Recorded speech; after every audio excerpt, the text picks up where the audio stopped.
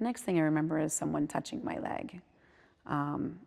It startled me. I woke up thinking I was at home. So at first I'm like rubbing my eyes and I'm like, wait a minute. No, you're in this room. And then who is this guy? And so, in these seconds you're trying to process like, who is this person at the end of your bed? And that's when he said, you're not going to scream rape. Cheri Marchionda's life changed forever on April 10th, 2014, after the man seen in this surveillance video obtained a key to her hotel room from the front desk without having to verify his identity. He entered her room in the middle of the night, sexually assaulted and raped her for over 2 hours. What went through your mind, if you can even remember at that point? He had something in his hand. Was it a knife? Was it a gun? Was it the remote control? I don't know. But at that moment, you're so scared because you don't know what's happening or what's going to happen. I remember him trying to nestle his head in my neck. I remember him pulling my pajamas off. Did you try to scream even though he had told you not to?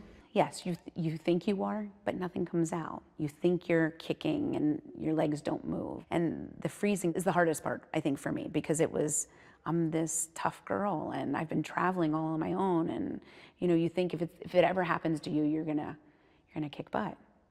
And in that moment, you want to survive. And that's all I thought about, was surviving, because I had these 3 beautiful children I wanted to go home to. Marchionda is a single mom of 3 from Pennsylvania. And at the time, she was an executive at one of the largest frozen food manufacturers in the United States.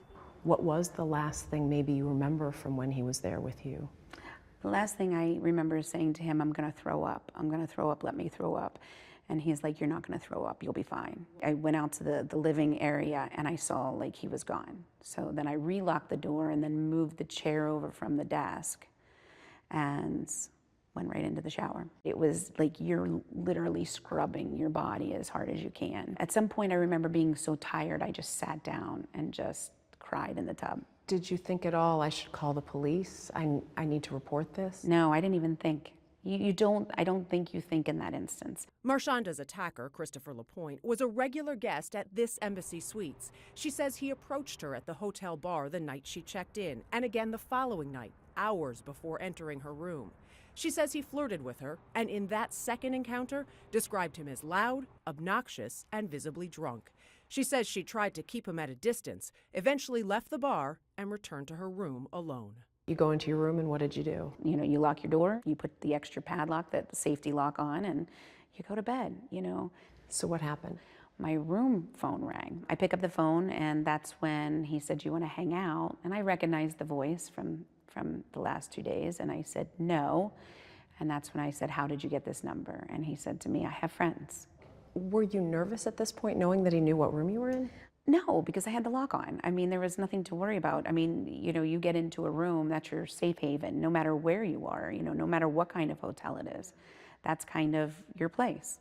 According to court documents, not only did the front desk fail to perform a mandatory identity check, but when LaPointe first tried to enter her room, the security latch was in place. He then called the front desk to send up a maintenance man to disable the latch, again with no ID verification. In December 2014, LaPointe pleaded guilty to sexual abuse. The man who raped you is serving 20 years in prison.